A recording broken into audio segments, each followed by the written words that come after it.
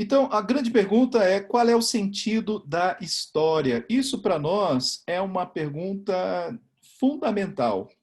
O cristão, ele encontra sentido para a história. E o que nós vamos estudar hoje é exatamente a ideia de que a história é um desenvolvimento dos propósitos de Deus. É importante termos isso em mente. Quando nós estudamos o livro de Apocalipse, ele é um livro que busca nos mostrar esta realidade, e que a história é um desenvolvimento dos propósitos de Deus. Quando a gente fala acerca... Peraí, estava com o slide errado, gente. Peraí. Cadê? Onde está você? Isso aqui foi da semana passada. Ixi, me perdi aqui. Pronto, é esse aqui. Então, o sentido da história entre o já e o ainda não. Quando nós pensamos na história, nós poderíamos começar lembrando da forma como os gregos enxergam a história. Os gregos, com toda a sua filosofia, entendem que a história é um ciclo que se repete. Quando você olha para os feitos da história, os grandes acontecimentos, você percebe que eles se repetem aqui e ali. As civilizações nascem, crescem, têm o seu auge, dominam, muitas vezes conquistam outras terras, até outros territórios, outras nações, depois elas encolhem, diminuem e às vezes desaparecem. Depois surge outra novamente fazendo aí esse ciclo na história. E então os gregos entendiam que não há um sentido propriamente na história, porque a história ela é apenas um ciclo que se repete sempre. Então você não deve procurar propriamente um sentido para a história humana. Claro que com isto você deve procurar aprender, né, com cada vez em que essa história se repete, para tentar não repetir os mesmos erros que né, ocorreram em determinado momento. Mas não existe uma esperança propriamente. A única esperança que você tem é poder escapar desse ciclo da vida, desse ciclo da história. Quando a gente pensa, por exemplo, em algumas religiões, como o espiritismo e o budismo, essas religiões elas têm em comum esse pensamento de que a vida humana é exatamente uma repetição desse ciclo. Na verdade, para o espírita, você está sempre em busca de um caminho de iluminação, né? Você está buscando a luz e está buscando uma progressão na sua condição como ser humano, tentando fazer com que a sua alma, o seu espírito se eleve cada vez mais. E isso você alcança através de boas obras, fazendo coisas boas para os outros, mas isso vai fazer com que na próxima reencarnação, no próximo ciclo de vida, você tenha um outro tipo de vida melhor. Né? Daí, para o espírita, quando uma pessoa tem uma vida muito ruim, muito pesada, difícil, isso é porque ela está pagando por coisas que os seus antepassados fizeram, né? A própria vida dela, em outras vidas, fizeram. Uma visão muito parecida com o budismo. No budismo, a vida em si é um fardo, porque a vida traz desejos. E ter desejos e não poder concretizá-los, realizá-los, traz dor, traz sofrimento. Você querer algo e não alcançar, isto nos traz o sentimento de tristeza, como é a fome. Quando você está com fome, você sofre por isso. Então, o caminho do budismo é, pensando também que ele vai se reencarnar, a única forma dele conseguir ser feliz propriamente, com o nirvana, é deixar de existir. É a cessação da existência. Então, você escapa dessa roda perversa, desse ciclo da vida. Então, talvez aí a gente encontre alguns pontos de contato entre o pensamento dos gregos e também o pensamento religioso dos espíritas e também dos budistas. Então, há quem pense dessa forma, né, que a vida é um ciclo sem fim. A gente, quando abre a Bíblia, podemos encontrar, de certa forma, a expressão desse pensamento em Salomão, quando ele diz que não há nada de novo debaixo do sol. Ou seja, né, vem uma estação, vem outra, passa um ano, passa o outro, e os problemas parece que são sempre os mesmos, as dificuldades as mesmas, né? E isso vai se repetindo. Então, se a gente juntasse apenas essas informações, ou ficasse apenas nesse texto de Salomão, nós tenderíamos a ter uma visão muito pessimista da vida, porque a vida é isso mesmo, é sempre um ciclo após o outro, sem fim e sem propósito, sem uma razão. Não há um fim em tudo isso. Então, o homem ele está preso neste ciclo, né? Então, esta é a forma como os gregos veem. Deixa eu ver se vocês já responderam aqui a enquete. A enquete votaram, deixa eu ver, estamos usando, 25% votaram. Então, a gente tem 86% otimistas e um pessimista. Então, vamos ver se a gente tem que ter uma visão otimista ou pessimista à luz da Bíblia.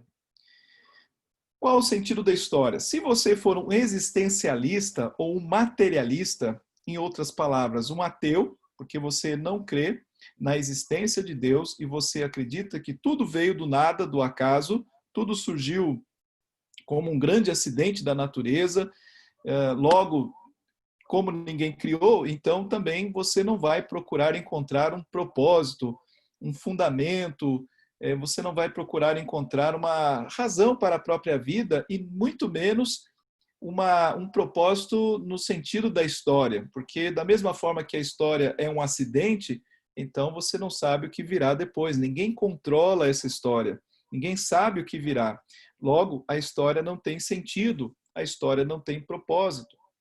Agora veja que esta visão de mundo, de realidade, da história do mundo, ela acaba se repercutindo de forma coerente na própria história individual. Porque se você não concebe que exista um Deus, logo não há propósito para a vida, ou melhor, cada um procura, né, o seu propósito para a vida, você não tem, de fato, uma razão que você possa dizer que é absoluta para a sua vida. Qual é o grande propósito para a vida? Cada um que procure o seu, né? Não existe um sentido propriamente. Então, o existencialista, o materialista, ele não tem uma razão para a existência do mundo, não tem um propósito para a história e, consequentemente, ele também não tem um propósito para a própria vida dele. Então, não existe um padrão significativo, nem um movimento que caminhe para um fim na história. Só existe uma sucessão de eventos desprovida de sentido. Então, é assim que o homem sem Deus vê a história, uma sucessão de eventos desprovida de sentido. Agora, como é que nós enxergamos a história? Como é que nós, como povo de Deus, vemos o caminhar e o desenrolar da nossa história? Qual é o sentido da história? Agora sim, nós como cristãos vemos e entendemos que a história é um desenvolvimento dos propósitos de Deus. Existe um Deus, um Criador, e esse Criador não apenas fez o mundo e se ausentou do mundo, da nossa realidade, e deixou com que o mundo e os homens fossem abandonados à própria sorte. Infelizmente, tem pessoas que pensam assim. Existem até pastores aí conhecidos que ensinam isso nas suas igrejas. Isso a gente chama de deísmo. É um Deus que dá corda, né, na sua criação e deixa ela sozinha. Ele apenas observa. E nisto, né, esse Deus, então, é um Deus que não intervém, é um Deus que não tem nenhuma ação soberana sobre a história. Mas não é esse o Deus da Bíblia. O Deus da Bíblia é aquele que desenvolve os seus propósitos na história. Então, a história tem um sentido, a história tem uma direção, a história vai ter o seu auge, a história humana, no modo como nós a concebemos, terá um fim, e tudo isso vai levar até a consecução desse plano de Deus, que é o melhor possível. Quando nós pensamos que Deus tem a história nas suas mãos, então nós só podemos esperar o melhor para essa história. Nós só podemos olhar para essa história com um olhar positivo, com um olhar otimista. É isto que deveria ser a nossa fé, é isso que deveria estar no nosso coração. Até a pergunta que eu iniciei aí com essa enquete, a resposta para nós como cristãos deve ser termos uma visão positiva, uma visão otimista. Ah, mas pastor, eu creio que as coisas estão ficando piores, as coisas estão ficando mais difíceis, a perseguição, a corrupção parece que só tem crescido, as pessoas estão ficando mais difíceis, estão amando menos. E é verdade, isso tende a ser assim, né? Há uma dificuldade cada vez maior. Tá bom, então como é que você vai ser otimista? É porque quando nós olhamos a história como um todo, nós sabemos onde isso vai dar, nós sabemos como isso vai acabar, e nós sabemos quem está governando, e nós sabemos que todas as coisas cooperam para o bem daqueles que amam a Deus. Então, nas mãos de Deus, mesmo as dificuldades, tribulações que a igreja passará, elas servirão para o crescimento da própria igreja, para o amadurecimento, para o fortalecimento das nossas vidas. Então, essa é a grande, o grande milagre, né, que Deus realiza na história. Por mais que a história se torne incipiente para nós, ainda assim ela se torna ainda mais bela, mais sublime pela presença e ação de Deus nesta história. Então, o que nós temos que ter em nossa mente? E quando lemos o livro de Apocalipse, por exemplo, isso vai ficar muito claro. É que Deus é o Senhor da história. É importante que a gente tenha isso no nosso coração. Aqueles que, ao olhar a situação do mundo, entendem que existe aí uma batalha entre o bem e o mal, né? E parecem dois seres aí, duas divindades que estão duelando, e a gente torce pela vitória do bem, né, sobre o mal. Mas quando a gente tem uma visão cristã, bíblica da realidade, nós já temos a certeza da vitória do bem sobre o mal. No caso de Deus, sobre o mal, não apenas na figura do diabo, que é o nosso inimigo, mas na nossa própria rebelião como humanidade. O Senhor venceu. A grande história do Apocalipse é podermos dizer que o Cordeiro venceu. O Senhor Jesus já venceu. Então, quando a gente lê nos jornais hoje que lá na China está havendo uma grande perseguição contra cristãos, que na Coreia do Norte não há liberdade, que na Nigéria estão matando pessoas por serem cristãs, quando nós estudamos, que ouvemos, né, o que está acontecendo na Europa, mesmo nos Estados Unidos, o que acontece no nosso país em termos de uma perseguição ainda no nível de limitação da nossa liberdade de expressão, né? Primeiramente através de um politicamente correto, mas isso já está tomando forma de algumas leis, então isso vai se aproximando de nós. Parece que o nosso cerco está apertando, mas nós temos a certeza de que isto é a manifestação, né, de um conflito entre a verdade que vem de Deus e o mundo que não suporta essa verdade, mas nós temos a certeza de que o Cordeiro venceu, o Cordeiro vencerá. É isso que nós aprendemos no livro de Apocalipse.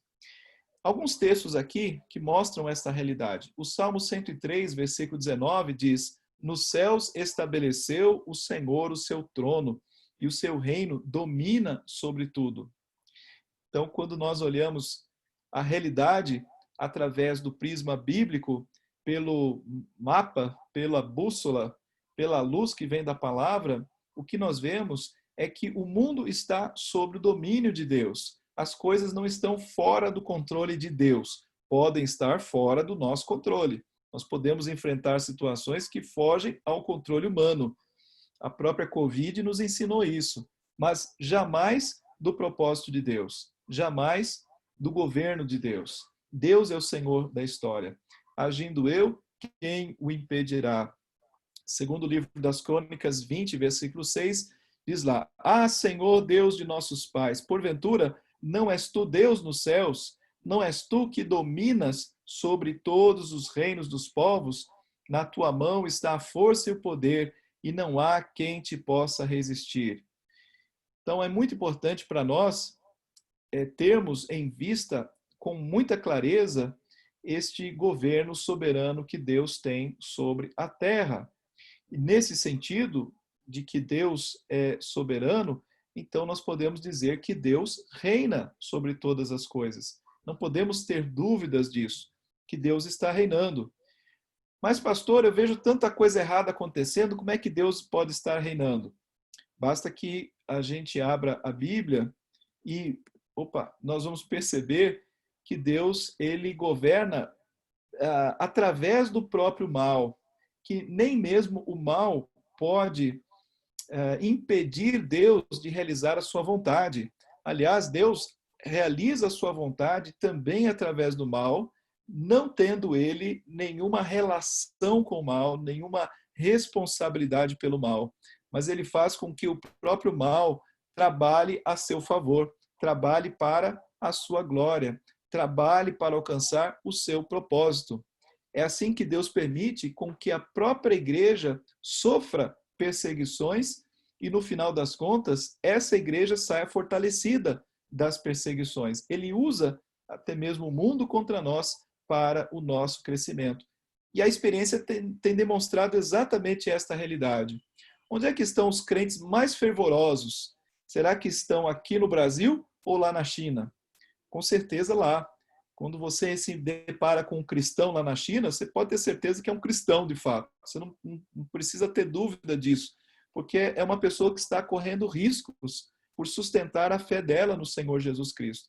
Enquanto aqui pode ser um modismo, pode ser apenas uma atitude de admiração, uma escolha religiosa, mas no caso lá, as pessoas que abraçaram o Evangelho de Cristo, elas sabem o risco e elas compreendem que aquela fé é mais importante do que o bem-estar, do que a própria vida delas, do que a liberdade que elas têm, até mesmo de possibilidades de comprar, de vender, de ter ascensão social. Elas não estão preocupadas com isso, porque o que vale para elas é a fé. Então, Deus usa como Senhor da história as perseguições a favor dele mesmo e a favor da sua igreja. Provérbios 21 diz: como ribeiros de águas, assim é o coração do rei na mão do Senhor. Este, segundo o seu querer, o inclina. Então, Deus pode trabalhar mesmo nas vontades dos reis da terra.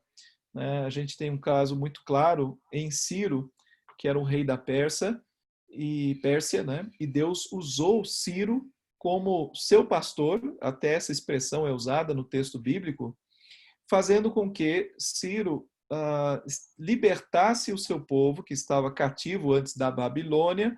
Depois o Império Medo-Persa toma conta. Ciro é o grande imperador, aí, o governante, e ele entende que deve liberar os povos conquistados para que retornem às suas terras e lá reconstruam a sua vida e adorem os seus deuses, e mais, com o pagamento do próprio Ciro para que essas pessoas pudessem revitalizar, né, reconstruir os seus templos e os seus altares. Então, o texto bíblico mostra que Ciro, na sua visão pagã, politeísta, estava sendo usado por Deus para levar o seu povo de volta à sua terra. Então, Deus dirige a história. Deus dirige a história. Um dos grandes exemplos bíblicos textuais em que Deus dirige a história, e mesmo a história ruim, a história que envolve a perversão, a maldade, o pecado humano, o suprassumo disso está em José, lá em Gênesis 50, versículo 20, quando José se vira para os seus irmãos que o haviam traído, que o haviam vendido para comerciantes que o levaram para o Egito, o haviam abandonado, haviam mentido para o seu pai, dizendo que José estava morto, e José agora tinha grande oportunidade como um governante ali do Egito, ele tinha a oportunidade de botar os seus irmãos, seja na cadeia ou matá-los mesmo, porque agora o seu pai era morto. Nesse momento, os irmãos estavam temerosos pela vida. E aí José disse: ora, vocês, na verdade, intentaram mal contra mim, porém Deus o tornou em bem, para fazer, como vedes agora, que se conserve muita gente em vida. Então, a história de José é uma história clara de como Deus pode usar o mal para trazer o bem no final. Então, nós temos que confiar em Deus em todas as circunstâncias da nossa vida. mesmo quando nós somos acometidos de uma doença, de uma circunstância negativa, difícil, uma perda importante, nós sabemos que há um Deus que governa todas as coisas. E nem sempre as coisas ficam tão claras como na história de José. José, ele chegou a essa conclusão porque, de fato, as coisas aconteceram de modo a reverter aí uma condição de fome, e José foi a pessoa usada por Deus para poder alertar, né, o faraó de que haveria 7 anos de fome, e depois ele vê que a própria família dele é poupada da fome por conta dele estar nessa posição de autoridade. Então José vê isso com clareza, mas nem sempre nós vamos ver isso com tanta clareza. Às vezes as razões de Deus ficam ocultas, mas aí é onde entra a nossa fé, a firme convicção de que aquilo que nós vemos, mas cremos com toda certeza de que Deus sabe, de que Deus vê e de que Ele tem um propósito em tudo que Ele permite à nossa vida. E um outro caso também icônico, muito importante para entender que coisas terríveis podem acontecer, mas Deus utilizando-as para o bem, é, claro, Jesus Cristo. Porque ninguém mais foi tão injustiçado quanto Cristo em proporção nessa terra, ninguém, porque Jesus, sendo o Cordeiro de Deus, sem pecado, ele foi levado a uma cruz, passando por todo um processo de zombaria, de injustiça, de um tribunal fajuto, passando por autoridades que diante dele não eram nada, que tinham as mãos sujas, colocaram as mãos sujas em Jesus, colocaram ele numa cruz, colocaram espinhos na sua cabeça, pregos nas mãos, nos pés, depois dele ter apanhado, sido esbofeteado e toda a tortura que ele sofreu. E aí o texto bíblico fala, em Atos 4, aqui a igreja orando e dizendo: porque verdadeiramente se ajuntaram nessa cidade contra o teu santo servo Jesus, ao qual ungiste, olha só, ungiste, Herodes e Pôncio Pilatos. Quando a gente pensa em unção, a gente pensa em algo bom, né? Alguém que tenha sido separado para realizar uma missão para Deus. E aqui ele está dizendo que, de fato, Herodes e Pôncio Pilatos foram ungidos com os gentios, gente de Israel, para fazerem tudo que a tua mão e o teu propósito predeterminaram. Então, Herodes e Pôncio Pilatos, eles foram usados por Deus para, assim como gentios e gente de Israel, para fazerem uma coisa má, mas aquilo que estava predeterminado, que o próprio Senhor Jesus sabia que iria acontecer com ele, ele sabia quem o faria, ele sabia quando isso iria acontecer, ele sabia que um dos seus discípulos seria o traidor, ele indicou quem seria esse traidor, ele indicou que o outro discípulo dele iria traí-lo, no caso Pedro. Então, tudo estava debaixo da sua vontade. Aquilo que de mais terrível iria acontecer com o Filho de Deus era não só do conhecimento, mas da vontade dele. Então, no segundo lugar, Deus é o Senhor da história. Em terceiro, Cristo é o centro da história. A gente tem até na nossa realidade ocidental, né, essa divisão do tempo AC, DC, e ela tem um sentido muito importante para nós. Ela tem um sentido teológico e tem uma aplicação para a nossa vida, porque, como nós estudamos semana passada, aquele grande evento escatológico que era aguardado no Antigo Testamento, ele foi realizado, dividindo a história ao meio, o antes e o depois de Cristo. A história é dividida. E algo muito grande aconteceu com a vinda do Senhor Jesus, com a sua morte, com a sua ressurreição e com a sua ascensão, porque o reino do Senhor Jesus Cristo, ele passou a ser um reino presente na terra. Ele passou a estar presente, mas não visível a todos. Ele é visível apenas àqueles que creem. Ele é um reino que já está presente. Nós vamos depois estudar mais isto em outro momento. Mas veja que Cristo, então, ele é o centro dessa história. Nós estamos falando que se existe um propósito, se existe uma direção, e podemos afirmar que sim, desde o Antigo Testamento, esse propósito já vinha sendo anunciado. Haveria um momento em que o Filho de Deus viria, e nós estudamos isso semana passada, né? Todas as profecias que apontavam para a vinda dele, para a sua morte, para a sua ressurreição. Então, havia essa visão de que o momento chegaria. O que o Antigo Testamento não deixa muito claro é se isso seria um momento ou dois momentos. E aí é só quando Cristo vem mesmo para sabermos que aquelas promessas diziam respeito a dois momentos distintos. Um primeiro momento, que é a sua vinda, morte, ressurreição e ascensão, e agora nós aguardamos um segundo momento, quando ele voltará. Então, nós agora vivemos nesse período aqui, que é após o centro da história e aguardando a concretização da promessa da sua vinda. Então, uma coisa que para nós fica muito clara é que nessa cruz de Cristo, a nova era foi instaurada. Colossenses 1,13 diz: Ele nos libertou do império das trevas e nos transportou para o reino do Filho do seu amor. Então, essa realidade, ela já é presente. Nós fomos libertos e transportados para o quê? Para o reino do Filho do seu amor. Então, esse reino já é uma realidade. O Senhor Jesus reina, e o Senhor Jesus reina sobre a sua igreja, sobre os seus. Efésios 2 diz que Deus nos deu vida juntamente com Cristo e juntamente com ele nos ressuscitou e nos fez assentar nos lugares celestiais em Cristo Jesus. Então, esta é uma realidade que já está acontecendo, que já é presente nas nossas vidas. Nós já desfrutamos deste assentar nos lugares celestiais em Cristo Jesus, que é um lugar de honra, que é um lugar em que o Senhor nos fez próximos, primeiramente em família com Ele, em que o Senhor nos deu a condição de podermos desfrutar das bênçãos desse reino, que são a regeneração do nosso coração, que envolve a liberdade, a justificação.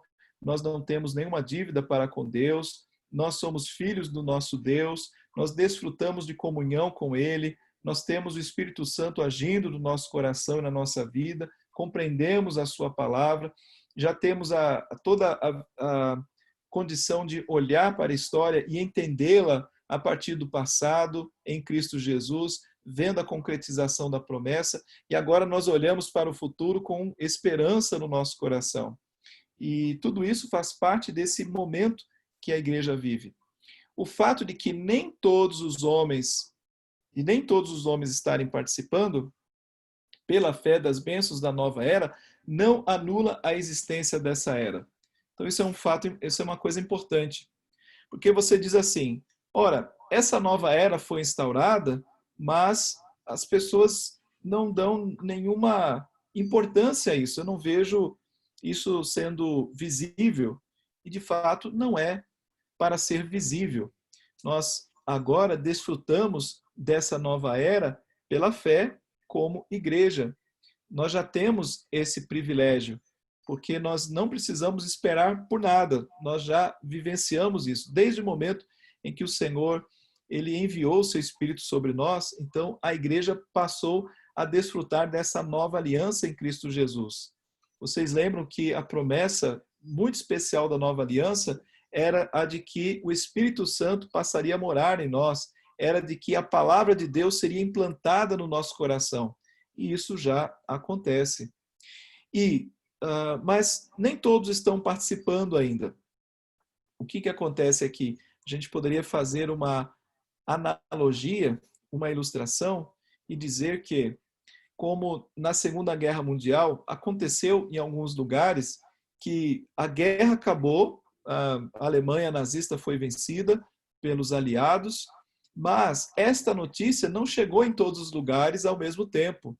Então, houve vários lugares em que eles ficaram sabendo depois, e assim, mesmo que a guerra já tivesse sido ganha, já tivesse terminado, para aquelas pessoas a guerra continuava. Eles continuaram com a mesma sensação de pânico, de tristeza, de medo. porque eles não sabiam que a guerra havia terminado. Tem até um caso interessante de um japonês, né, nessa guerra, depois da Segunda Guerra Mundial, que ele ficou escondido numa ilha, eu não sei se foi da Indonésia, eu sei, ou das Filipinas, parece que foi nas Filipinas.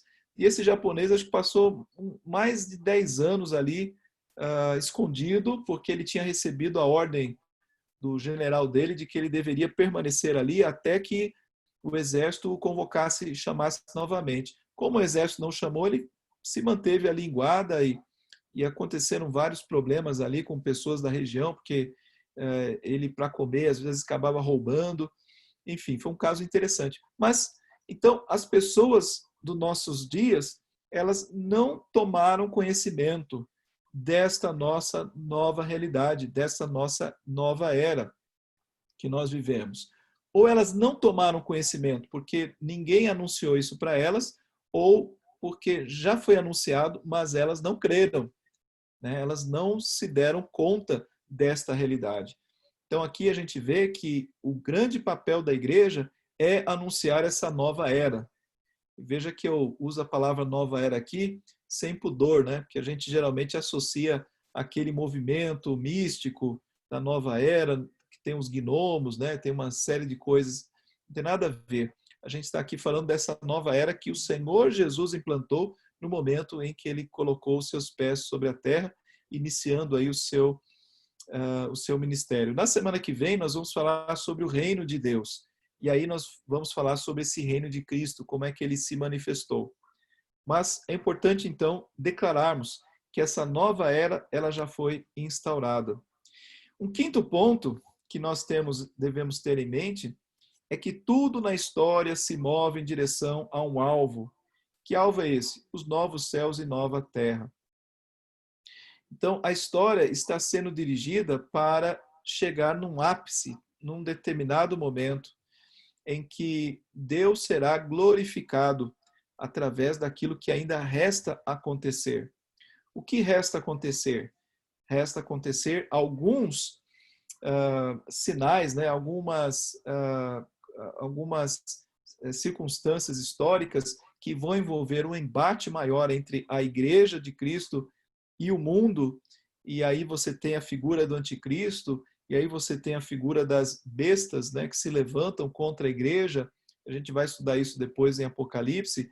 Então, existem alguns eventos, né, que vão acontecer na história, mas a história em si já está determinada a chegar num ponto em que a nossa realidade, né, o nosso planeta será transformado. Essa é a promessa de Deus para nós. E tudo se move nessa direção de chegarmos a ter novos céus e nova terra. Entenda que existe aí uma coerência muito grande na Bíblia entre o que aconteceu lá em Gênesis e o que vai acontecer lá no futuro. O que aconteceu em Gênesis foi que Deus criou um mundo perfeito, um mundo que todas as coisas glorificavam a Ele, o céu, né, o ser humano e tudo mais. Mas quando o pecado entrou na Terra, isto contaminou toda a realidade do homem, o seu organismo, o seu físico, o seu trabalho, os seus relacionamentos, as suas intenções, o seu coração, as suas motivações, a sua relação com Deus, tudo foi contaminado. E nós sentimos os efeitos disso até hoje. E não só nós fomos contaminados, mas também a própria Terra, o planeta. A Bíblia fala, maldita é a terra por tua causa. Ou seja, tudo acabou ficando contaminado, inclusive a criação de bactérias e vírus ruins, a doença também passou a ser uma realidade. E a terra também sofre por conta da própria condição do homem, da sua ganância, da sua falta de sabedoria. Então nós queimamos, nós destruímos, nós acabamos com o ecossistema, nós eliminamos determinados seres da terra porque não há cuidado nenhum, não existe amor, as pessoas não pensam no próximo, no futuro, nos animais, e é uma coisa terrível o que o ser humano é capaz de fazer.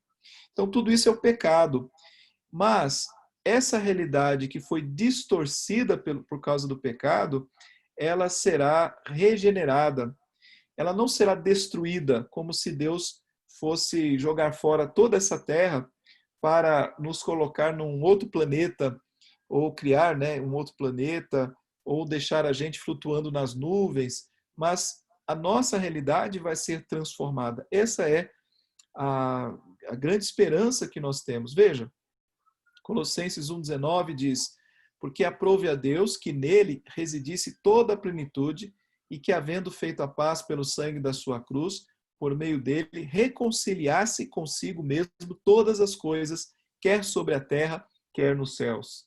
Então, a reconciliação até mesmo da terra e nos céus, do que está na terra e do que está nos céus. Nós vemos aqui uma esperança voltada a esta reconciliação. Segunda de Pedro 3 fala: visto que todas essas coisas hão de ser assim desfeitas. Aqui é interessante ler todo o texto de 2 de Pedro, capítulo 3. Ele diz: deveis ser tais como os que vivem em santo procedimento e piedade, esperando e apressando a vinda do dia de Deus, por causa do qual os céus incendiados serão desfeitos e os elementos abrasados se derreterão. Nós, porém, segundo a sua promessa, esperamos novos céus e nova terra, nos quais habita justiça.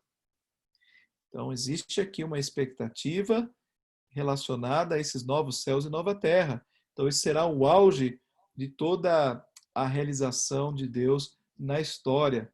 Então, se haverá um novo céus e nova terra, nós estamos falando de um lugar onde nós habitaremos. Aqueles que pertencem a Deus terão um lugar. Existe um provérbio que fala que os justos herdarão a terra. Então, quem são os justos? São aqueles que foram justificados em Cristo Jesus. Olha aqui um outro texto interessante também. Romanos capítulo 8 diz lá: pois a criação está sujeita à vaidade, não voluntariamente, mas por causa daquele que a sujeitou, na esperança de que a própria criação será redimida do cativeiro da corrupção para a liberdade da glória dos filhos de Deus. Porque sabemos que toda a criação, a um só tempo, geme e suporta angústias até agora. Então, a criação, ela suporta, geme e suporta angústias até agora. De fato, né, o mundo sofre com o pecado. E o próprio mundo, e aqui eu creio que seja de uma forma figurada, ele está dizendo que esse mundo ele tem uma expectativa, né, uma expectativa de ser redimida, resgatada do cativeiro da corrupção. Então haverá um mundo sem o cativeiro da corrupção, um mundo sem a presença do pecado, sem a presença do homem pecador, destruindo-o como ele tem feito na nossa atual realidade. Ok? Então, essas noções aí, que chegamos até o número 5, né, que tudo na história se move em direção a um determinado alvo. Esse alvo tem a ver com a volta de Cristo, tem a ver com a glória de Deus sendo manifesta e tem a ver com esta renovação, transformação dos céus e da nova terra, traz para nós algumas implicações para a nossa vida. E quais são estas implicações? Primeiro, qual é a grande atividade que a igreja deve realizar nesse período? A grande atividade são as missões.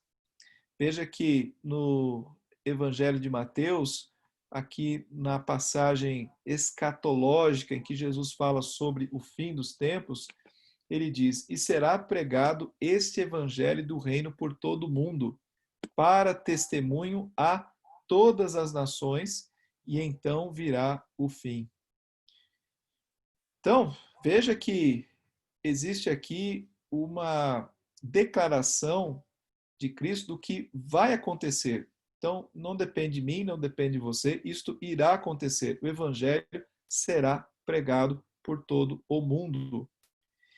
Quando ele diz aqui por todo o mundo, eu, à luz de outros textos da palavra, do significado mundo, eu não preciso crer ou entender que mundo aqui signifique toda e cada pessoa do planeta vai ouvir o evangelho. E eu não preciso crer desta forma, até porque, até o presente momento, muitas nações e povos já deixaram de existir sem ter necessariamente conhecimento do Evangelho do Senhor Jesus Cristo. Várias, né? A gente poderia até imaginar aí milhões e milhões e milhões de pessoas que já padeceram sem conhecer o Evangelho. Mas o Evangelho irá chegar a cada pessoa que Deus tem o propósito de salvar. E aqui, esse texto, então, significa que o Evangelho vai alcançar o mundo todo. Vemos que 2000 anos depois dessa profecia que o Senhor Jesus nos apresentou, que isto é uma realidade nos dias de hoje. Não total, que ainda falta, com certeza, alcançar muitos povos. Nós pontuamos recentemente que há mais de 7.000 povos não alcançados. Por povos, entenda etnias, línguas diferentes. Mesmo aqui no Brasil, a gente tem povos indígenas, cada uma com a sua língua. Então, entenda que há muita gente ainda a ser alcançada. Mas o esforço da igreja até aqui tem sido enorme para traduzir a palavra na linguagem dessas nações, desses povos. E hoje, as nações, as conhecidas, elas todas praticamente têm acesso à palavra de Deus. Então, isso já é um milagre e mostra que Jesus estava falando muito sério quando ele disse que o evangelho será pregado a todo mundo para testemunho a todas as nações e então virá o fim. Eli está fazendo a pergunta aqui, né? Pastor, de qualquer forma, vamos saber que o evangelho chegou a 100% do globo terrestre, os escolhidos. Então, isso nós não temos essa informação na Bíblia. O que nós podemos dizer é que o evangelho avançará em praticamente todos os lugares. Agora, quando ele diz todo mundo, é o que eu estou dizendo, né? Pela própria expressão mundo, quando a Bíblia diz porque Deus amou o mundo de tal maneira que deu seu filho unigênito e tal, nesse texto nós não entendemos que seja toda e cada pessoa que Deus queira, por exemplo, salvar. Se fosse assim, haveria uma incoerência entre aqueles que Deus quer salvar e aqueles que efetivamente são salvos. Porque se não são todos que são salvos, então ou Deus falhou no seu propósito de salvação, né? Ou ele não tem poder para salvar essas pessoas que ele quer salvar. Mas a gente entende que quando o texto lá diz que porque Deus amou o mundo, significa que o amor dele se espalhou por todas as etnias, né, por todos os povos e línguas, e não apenas ficou limitado àquele povo de Israel, como o próprio povo de Israel reconhecia, né, que ó, Deus é o nosso Deus. Não, o Deus da Bíblia é um Deus que veio para abençoar todas as famílias da terra através da nação de Israel e através do descendente. Então, aí a pergunta é essa, né? Nós viveremos nessa terra? Isto é uma conclusão que podemos chegar, que haverá, sim, uma grande transformação, a gente vai falar isso daqui a pouquinho, mas que haverá uma grande transformação na realidade que nós vivemos hoje, em relação à nossa terra. Mas seria estranho, Eli, se não fosse nesta terra. Por quê? Porque se Deus fosse destruir o planeta que nós vivemos para fazer outro, nós poderíamos chegar à conclusão que o inimigo venceu. Porque ele conseguiu, através da tentação lá no Jardim do Éden, colocar aqui o vírus do pecado e transtornar de tal forma a criação que Deus teve que destruí-la para fazer outra. E o que a gente percebe é que a grande mensagem da Bíblia é a mensagem da restauração, da regeneração. Aquilo que o pecado destrói, Deus reconstrói. Até o nosso corpo vai ser assim. Então, quando a gente fala do nosso corpo, você tem como referência tanto Jesus Cristo, pós-ressurreição. É claro que a gente entende que há uma diferença entre o corpo ressurreto e o corpo ascendido, né? O corpo de Cristo quando ele ascendeu. Deve haver uma diferença. No entanto, a Bíblia fala que quando ele voltar, todo olho verá, significa que ele continua físico, ele continua sendo visível, perceptível. E também a gente pode ver que a Bíblia, quando fala por exemplo, da nossa realidade hoje, ela mostra que nós vamos morrer, mas vamos ressuscitar. Então, o nosso corpo será ressuscitado. Paulo fala lá em 1 Coríntios capítulo 15 que haverá uma mudança do nosso corpo. A gente não entende e isso não fica declarado de uma maneira tão visual, mas que há uma diferença com o nosso corpo atual e, ao mesmo tempo, há sim uma continuidade. É o que a gente fala no caso da escatologia, que haverá uma continuidade e uma descontinuidade.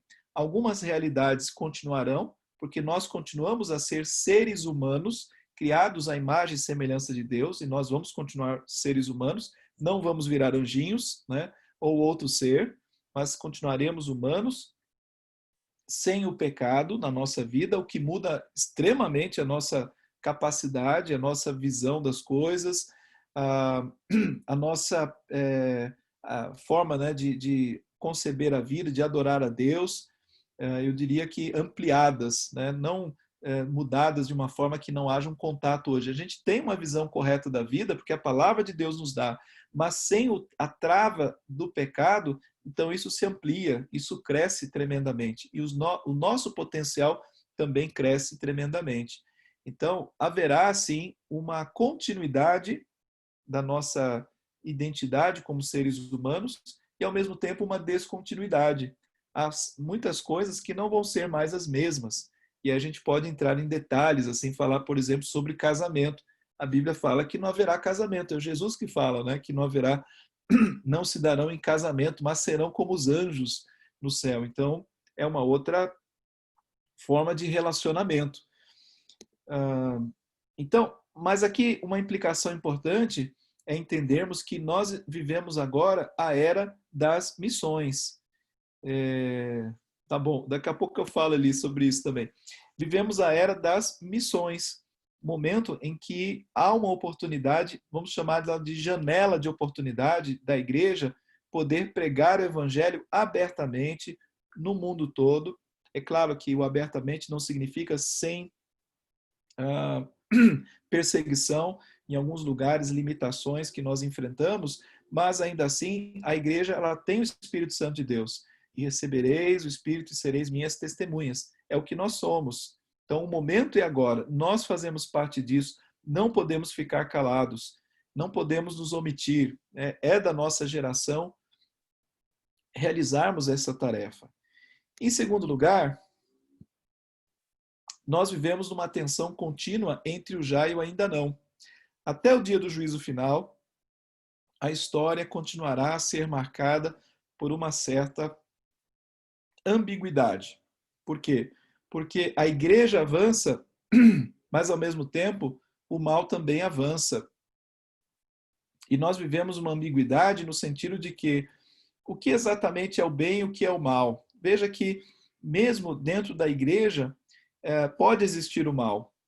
Quando a gente, por exemplo, fala da igreja de Cristo hoje no Brasil, a realidade da igreja de Cristo, nós ficamos às vezes confusos no sentido de dizer, bom, o que é realmente igreja aí? A gente sabe que não é só a igreja presbiteriana que é igreja, só porque nós somos da igreja presbiteriana.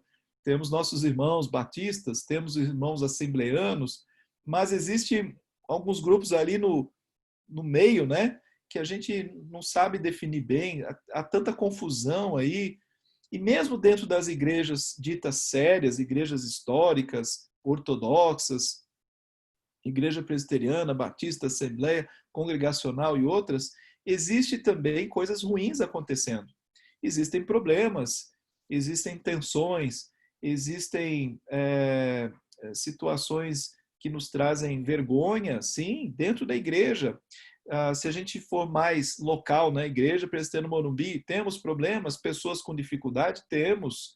Podemos ter ali situações difíceis de convivência, temos. Então, há uma tensão, e essa tensão não é só fora, não é do mundo, o mundo mal e a igreja boa. Às vezes, nós ficamos confusos. Quem é que realmente é bom e quem é mal? Isso pode acontecer também.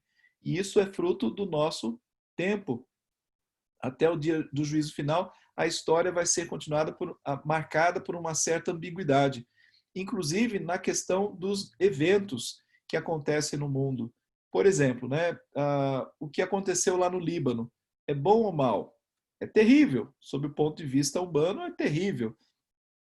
Uma explosão, mortes, feridos, prejuízos, num momento muito difícil já da história humana. Então, sob o ponto de vista humano, das relações, é uma coisa terrível. Mas, sob o ponto de vista da história, quem é que sabe se isso é bom ou se é ruim? Se a gente estivesse vendo essa situação daqui a 50 anos e tentando entendê-la à luz de outros fatos, eu não, assim, eu estou só fazendo, não é nem uma conjectura, é só um exercício mental, né? A gente poderia dizer, mas e se aquilo evitou uma guerra? Como assim? Não sei, vai ver que né, se havia ali algumas conexões ali, aquilo não era uma bomba que estava sendo preparada para lançar contra outro país, de repente explodiu lá mesmo. Não sei, estou aqui, não estou fazendo nenhuma ilação e nem conjectura, apenas um exercício, né? Mas a gente não tem essa visão clara do que é bom e do que é mal, né? Alguém que padece de uma doença, à luz da experiência, ou mesmo para quem está vivenciando a experiência, é uma coisa ruim, mas dentro do propósito de Deus, é bom ou é ruim? Então, a gente se coloca diante de Deus e crê que Deus está conduzindo as coisas para que, em algum momento, aquilo redunde em benefício na vida daqueles que pertencem ao Senhor. Então, há duas correntes, terceiro lugar, há duas correntes de desenvolvimento na história. Do mesmo jeito que a igreja avança, o reino do mal também avança. E assim, o desenvolvimento da história humana. Porque tudo que o homem é capaz de criar, ele pode usá-la para o bem e para o mal. Dizem que o inventor do TNT, que é justamente que virou a bomba, né, a dinamite, ele ficou tão arrependido que ele criou o prêmio Nobel, que é o senhor Nobel. Eu não lembro o primeiro nome dele, mas ele criou o prêmio Nobel para, usando o que ele ganhou com a invenção, descoberta dele, passar a premiar pessoas com pessoas que tivessem contribuições à humanidade. Então, foi uma espécie de arrependimento dele por ter criado um poderio tão grande que serve para coisas boas. Por exemplo, você destruir uma rocha que está no meio do caminho para construção de uma estrada, destruir rocha embaixo do mar lá, que tem alguma razão de ser para o progresso humano, mas a mesma TNT é usada para matar pessoas. Parece também na história, né, que o Santos Dumont teve o mesmo arrependimento quando viu os aviões sendo usados na Primeira Guerra. E assim, o homem ele tem esse potencial, ele cria tecnologia e a mesma tecnologia serve para o bem e serve para o mal. Então, há um desenvolvimento na história conjunto tanto da igreja quanto do reino do mal. E essas duas correntes elas vão sempre se debater ao longo de toda a história.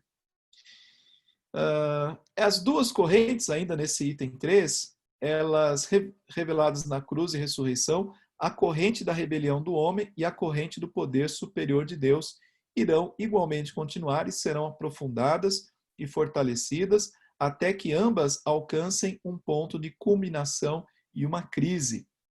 Isto é o que as imagens sobre os anticristos e o anticristo e acerca do milênio e a grande batalha final procuram expressar. Então, existem essas duas correntes e há uma confrontação chegando a uma culminação. E a tendência é que nós nos demos mal em termos humanos, que isso vai infligir, inclusive, em perdas de vidas. O conflito entre ambos continua durante a era presente, porém, uma vez que Cristo conquistou a vitória, a solução final do conflito nunca está em dúvida. O inimigo está lutando uma batalha perdida. Então, a visão que nós temos, bíblica, é a de que, lá na cruz do Calvário, a serpente recebeu um pisão na cabeça. Então, ela tem a cabeça esmagada, ela já está vencida. Satanás está vencido. Então, nós lutamos uma luta da qual já sabemos que somos vitoriosos. Daí vem a nossa tranquilidade, daí vem a nossa paz de espírito, daí vem o nosso otimismo em relação a como Deus conduz a história, né? Então, mais uma implicação. Opa, voltei atrás. É para frente que se vai. Assim, o quarto... Peraí, o que eu passei aqui? Não, é isso mesmo. Quarto elemento é: todos os nossos juízos históricos devem ser provisórios. Até o fim de tudo, fenômeno histórico nenhum é ou absolutamente bom ou absolutamente mal.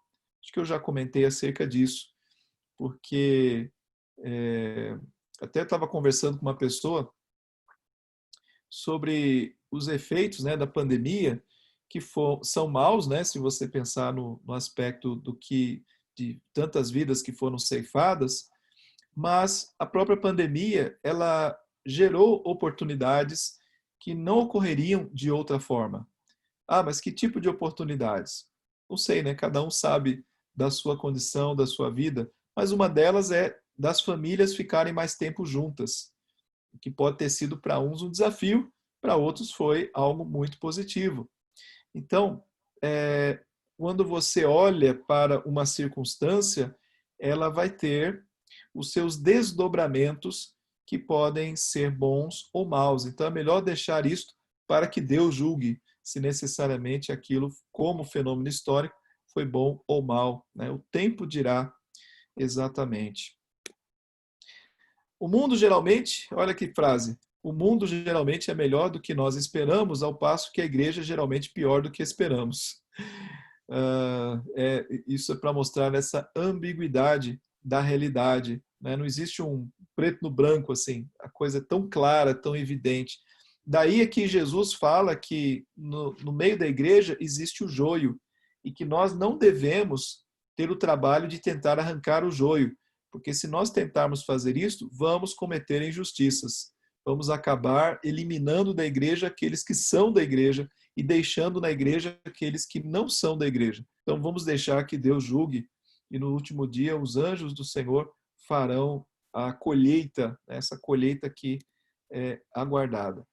Então, diante disso, outra implicação é que a compreensão cristã da história é fundamentalmente otimista. Nós temos um anseio por aquilo que virá, nós queremos que venha logo. Maranata, ó, vem, Senhor Jesus.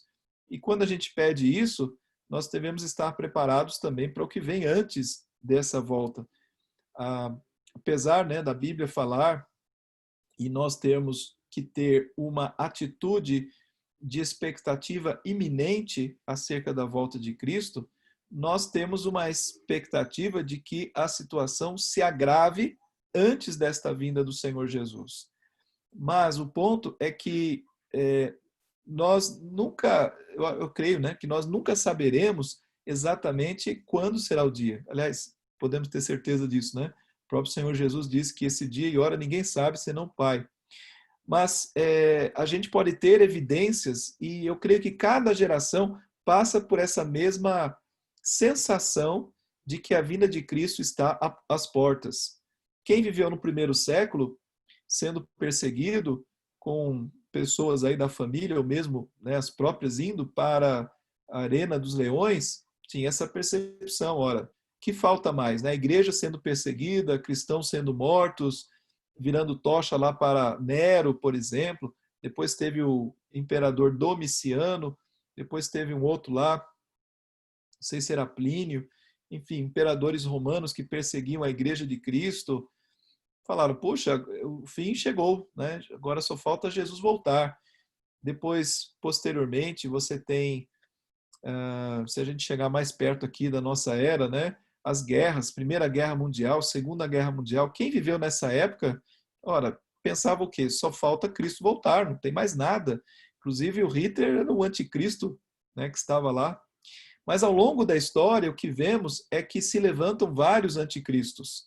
Pessoas que têm aí uma atitude de querer se assentar no trono de Cristo. E ainda assim, nós não sabemos ao certo se chegou, se já é esta pessoa. Então, a Igreja de Cristo, ela é convocada a estar sempre pronta para o momento em que Jesus chegar. Então, há várias parábolas, né, nesse sentido. Tem a parábola daquelas mulheres, né, que devem, noivas, né, que devem estar vigilantes. Nós temos dos talentos, nós temos a parábola do servo, né, que espera pelo seu senhor. Jesus fala que será como ladrão. Então, a forma da igreja viver é estar sempre nessa expectativa. É como um soldado. O soldado, ele pode não ter uma guerra aí em vista, né? O Brasil, por exemplo, não vê um conflito iminente, mas se você for ao quartel, você espera encontrar todos os soldados com seu uniforme preparado, com seu fuzil preparado, com as suas botas preparadas, né, lustradas, e eles treinados para entrar em combate a qualquer instante. Então, a Igreja de Cristo é convocada a estar em alerta máximo o tempo todo. Quando a gente perde essa visão e essa expectativa de alerta máximo, aí nós afrouxamos, perdemos a nossa visão de identidade, perdemos a nossa expectativa e aí ficamos conformados com o nosso mundo. E aí, dentro do tema, né, mais propriamente, que a Elise está perguntando, que haverá tanto continuidade como descontinuidade entre esta era e a próxima. Uma pergunta que foi feita aí é: haverá lembrança em relação ao nosso passado e essa nova era e esse momento em que viveremos novos céus e nova terra? Gente, só uma coisa, né? O que vocês estão vendo aqui é uma mera ilustração, certo? que eu peguei, né? Primeira ilustração que eu peguei na internet, então não quer dizer nada além disso, né? É meramente ilustrativo.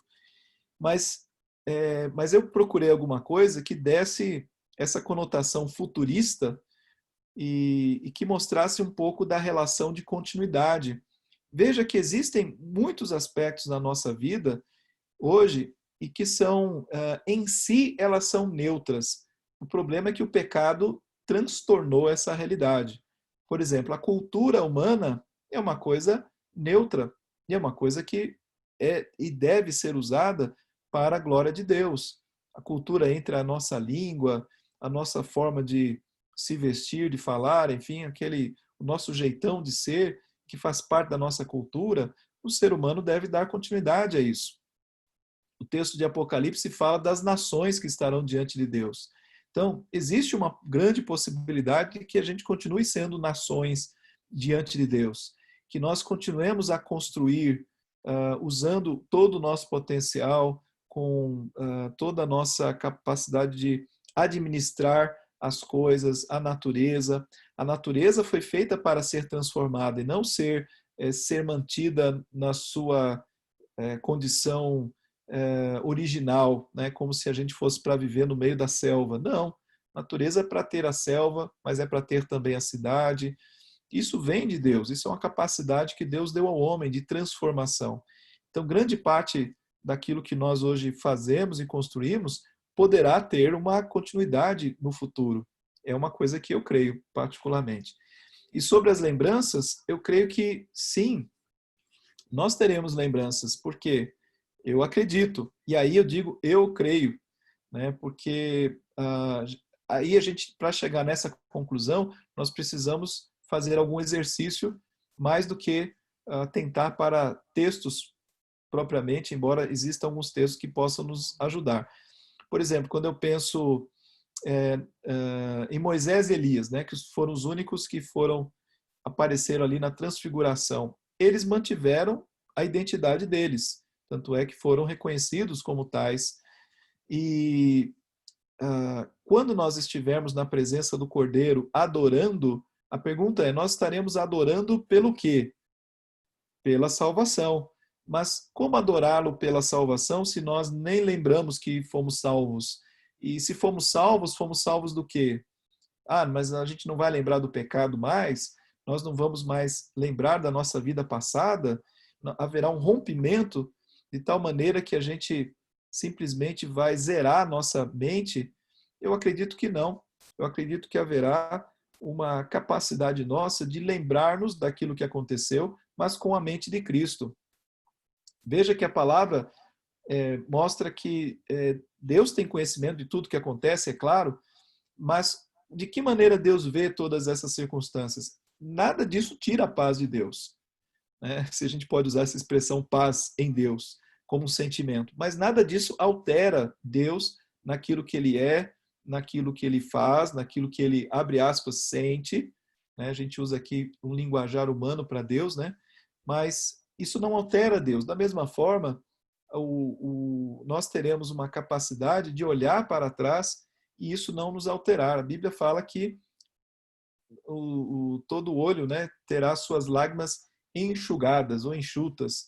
Então nós não ficaremos ali chorando pelo passado, mas nós entenderemos o propósito de Deus, reconheceremos, aceitaremos de forma submissa e vamos louvar ao Senhor porque Ele nos deu o privilégio de fazermos parte disso. Né? Você vai se sentir contemplado com aquilo que Deus fez. Ah, mas e as pessoas que não estão lá? É disso que eu estou falando. A nossa compreensão dessa realidade vai ser diferente da que nós temos hoje. Hoje nós sofremos, choramos pela morte, pela dor, pela injustiça, pelas perdas. Choramos, podemos chorar pelo inferno, podemos chorar por uma série de coisas. Mas lá não. Lá essa lágrima será enxuta. Então, nós teremos um outro olhar sobre esta realidade. Um olhar que confia que Deus fez todas as coisas perfeitas. Né? Então, é nisso que eu vejo que haverá sim uma continuidade e, ao mesmo tempo, uma descontinuidade. O que nós não sabemos e podemos afirmar é o grau, né? Até onde vai a continuidade, até onde vai a descontinuidade. Então, esse é o grande mistério que a gente só vai saber efetivamente quando chegarmos lá. Ok? Muito bem. Gente, alguma pergunta? Alguma dúvida? Alguma participação? Eu estou aqui falando, olhando para a minha tela. Isso, Zene. A Bíblia diz que enxugará dos olhos toda lágrima. Mas será que se vemos alguém que amamos aqui no inferno, não vamos sofrer? Então, eu creio que nós não veremos aqueles que estão no inferno. Há uma separação, de fato. A gente sabe disso pelaquela parábola de Jesus com o rico e Lázaro. Mas nós entendemos que há uma separação. Então, esse sofrimento, veja, e aqui de novo, é um pensamento meu, né? Que o sofrimento, ele não vem, ou ele não deve deixar de existir por desconhecimento. Então, assim, se Deus nos tratasse dessa maneira, penso eu, seria como uma criança, né? A gente trata as crianças assim. A gente fala, isso, Zênia, creio nisso. A gente falaria assim, olha, não fala isso para a criança, porque ela não vai entender, ela vai sofrer muito, ela não está em capacidade de enxergar isso da forma correta. Então, é melhor nem fazê-la tomar conhecimento. A gente trata assim, né? Pacientes que estão no hospital sofrendo e acontecer alguma coisa na família, não fala para ele não, porque ele já está lá, ele não está em condição de receber uma notícia dessas. Então, é essa condição de receber essas notícias que eu creio que nós teremos, sem o impacto negativo que hoje afeta a nossa vida, o nosso coração, a nossa mente. Então, isso eu creio que seria um estado de maturidade na qual Deus vai nos conduzir. Eu até diria, seria um pouco mais ousado nesse sentido, em dizer que nós já experimentamos isso na nossa vida. Né? Quando você amadurece a sua vida cristã, você acaba tendo mais resiliência, capacidade de compreender ou aceitar certas realidades, ainda que elas firam seu coração, elas não te fazem desabar. Você não perde o chão, perde o rumo, fica desorientado, não. Né? Você entende que aquela foi a vontade de Deus. Então, isso é um processo de amadurecimento. E na nossa vida, é o que todos nós, né, estamos passando por isso. Chegarmos no céu, pronto, esse processo será realizado completamente. Então você tem conhecimento, você adora a Deus, glorifica por fazer parte disso, tem conhecimento do que aconteceu, mas sabe receber essa informação de uma maneira como, eu não vou dizer assim como Deus, porque não somos Deus, mas como Deus quer que nós efetivamente a recebamos. Paulo César pergunta, depois o Júlio lá, enquanto as outras religiões, islamismo, budismo, são religiões pagãs, a palavra de Deus vai chegar para eles e mostrar qual é a verdadeira? Paulo, esse é o nosso propósito como igreja. Veja que, primeiramente, sim, essas religiões são consideradas pagãs, no sentido de que elas não proclamam, não mostram a verdade, que é uma só. A Bíblia apresenta Cristo como sendo o único caminho, a verdade e a vida. Então, esse caminho para se chegar até Deus e tudo aquilo que Deus tem preparado é tão somente através de Cristo. Existe aí um exclusivismo. É por isso até que a Bíblia não é um livro muito bem aceito e nem o Evangelho no mundo que nós vivemos, que é o mundo do politicamente correto. Ou seja, tudo que é exclusivo é uma coisa que não é bem aceita. Mas a mensagem bíblica é essa, é que Cristo é o único caminho. Então, as outras religiões que existem, evidente que nós as respeitamos.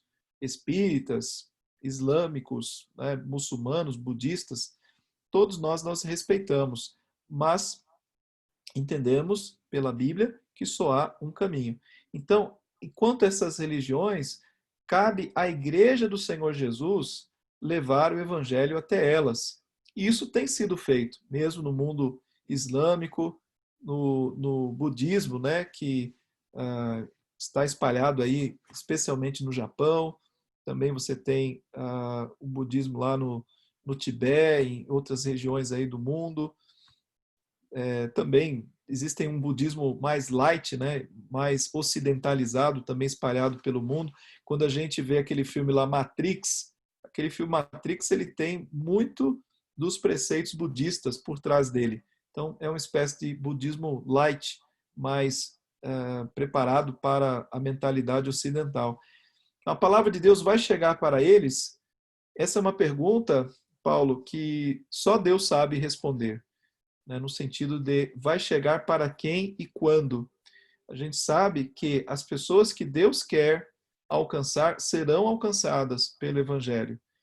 E essas pessoas irão conhecer. Existe um fenômeno até que eu não sei explicar, mas que tem sido referido, mencionado, vez por outra, de muçulmanos que têm recebido a Cristo através de sonhos. Eles sonham com Jesus Cristo e acabam se convertendo a Cristo. Isto é possível também porque o próprio Alcorão fala de Jesus. Para o muçulmano, Jesus é um grande profeta. Ele é um profeta, uma pessoa também iluminada e tal, embora que para eles o grande profeta seja Maomé. Mas Jesus é um grande profeta. Mas simplesmente o fato de constar no Alcorão Jesus e eles também terem Jesus em alta conta, isso faz com que eles tenham uma curiosidade em relação a Jesus. E muitos acabam buscando a Jesus e acabam o aceitando. Zene diz aqui, acho que de certa maneira já vivemos isso, pois quando perdemos um ente querido sofremos muito, mas com o tempo isso diminui e não vivemos só pensando nisso. É verdade, Zene, é uma forma mais madura, né? Isso vai literalmente amadurecendo com o tempo no nosso coração. E quanto aos católicos, pastor? Quanto aos católicos, é uma boa pergunta. Bem, de novo, a salvação é só em Jesus Cristo. Se um católico tem o Senhor Jesus Cristo como seu único e suficiente Salvador, então ele está salvo, porque a Bíblia prega exatamente isso. Crê no Senhor Jesus e será salvo tu e a tua casa, disse o apóstolo Paulo, né, para o carcereiro de Filipos. Então a salvação é em Cristo, não é na religião, né, não é presbiteriana, batista, congregacional, catolicismo, ninguém salva. Quem salva é Cristo. E quando uma religião diz, é aqui que você tem a salvação, uma denominação fala somente aqui que você encontra a salvação, então isso já a gente já pode tratar como seita, né? Porque não é o evangelho do Senhor Jesus Cristo. Então, os católicos, Malu, eles podem ter a salvação se eles tiverem Cristo no seu coração. Né? O grande problema do catolicismo é quando você relaciona a salvação como sendo, em parte, Cristo, em outra parte, aquilo que você faz. Por quê? Porque a parte que Cristo fez sempre estará completa, satisfatória. Mas a parte que depende de você nunca estará completa nem satisfatória. Então, para a Igreja Católica, você precisa, para ser salvo, Primeiramente, ser parte da Igreja Católica, porque a Igreja Católica entende que ela é a Igreja do Senhor Jesus Cristo. Fora da Igreja não há salvação. Isso é um dogma da Igreja Católica. Então você precisa fazer parte dela. Então é aquilo que depende de você. Mas ser parte da Igreja Católica não é suficiente para a sua salvação. Agora você tem que fazer aí um longo caminho na sua vida, procurando não pecar. Quando você pecar, você tem que se confessar. Quando você confessa, você recebe lá as penitências, você tem que cumprir aquelas penitências, participar das missas, é claro, e ser um bom católico. Você deve evitar os pecados mortais. Existem os veniais, os mortais, enfim. Há uma luta para que no final você tente alcançar na sua no balanço final você tem um saldo positivo. Dificilmente algum católico vai dizer eu estou com saldo positivo. E para isso existe ainda a penitência lá no purgatório. Então, o purgatório é uma espécie de pagamento do que você não quitou aqui na sua vida. Então, veja que o purgatório não se encontra na Bíblia, a gente não acha isso, mas acaba sendo coerente dentro de um sistema em que você tem uma parte para a sua salvação. Então, aquilo que depende de você, você não consegue pagar na vida e vai pagar em sofrimento no purgatório.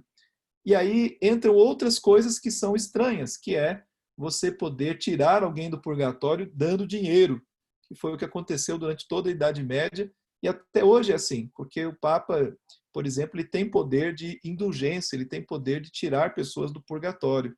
Então, as coisas vão se tornando muito estranhas à luz da Bíblia. Daí a nossa dificuldade com o catolicismo do jeito que ele é. Mas, de novo, se a pessoa crê em Cristo como seu único suficiente Salvador, ela tem a salvação. Assinar a pergunta, então não importa a religião, e sim a pessoa ter Jesus como Cristo, Jesus Cristo como Salvador. Exato, esse é o cerne do Evangelho. O Evangelho não é religião, é ter Cristo como seu Senhor e Salvador. A partir daí, Sinara, é que nós passamos a fazer parte daquilo que é a Igreja de Cristo. E o que é a Igreja de Cristo? Pessoas que professam o mesmo nome, o nome do Senhor Jesus Cristo. Então, se eu creio em Cristo e eu estou junto com uma pessoa que inclusive vai em outra igreja, sei lá, Assembleia de Deus, que crê em Cristo também, somos irmãos, nós fazemos parte da mesma igreja. Mas por que estamos numa igreja local chamada presbiteriana? Porque é a igreja na qual nós nos identificamos na sua forma de pensar, na sua forma de cultuar a Deus, especialmente na maneira como ela ensina a palavra, na maneira como nós cremos que a Bíblia deve ser corretamente lida. Mas nós respeitamos grupos denominacionais que pensam diferente em aspectos que para nós são secundários. Existem aqueles que são centrais à nossa fé, como crer em Jesus, crer na palavra. Existe um Deus que subsiste numa trindade, né, que a salvação é tão somente pela fé. Isso para nós é inegociável. E com todos os que afirmarem isso, são nossos irmãos. Agora, nas questões secundárias, por exemplo, forma de batismo, é importante, mas nós cremos que aqueles que entendem que a forma de batismo é por imersão são nossos irmãos e que eles também foram batizados, como nós fomos batizados também. Ok? Não sei se eu respondi a sua pergunta. E o Júlio perguntou, pastor, tem alguma base, tem algum livro base? O livro que eu usei para o estudo de hoje foi o livro A Bíblia e o Futuro. Júlio, A Bíblia e o Futuro. É um livro que eu já apresentei aqui, de Anthony Huckman. Tá? Esse é o livro da Casa Cultura Cristã. Ok?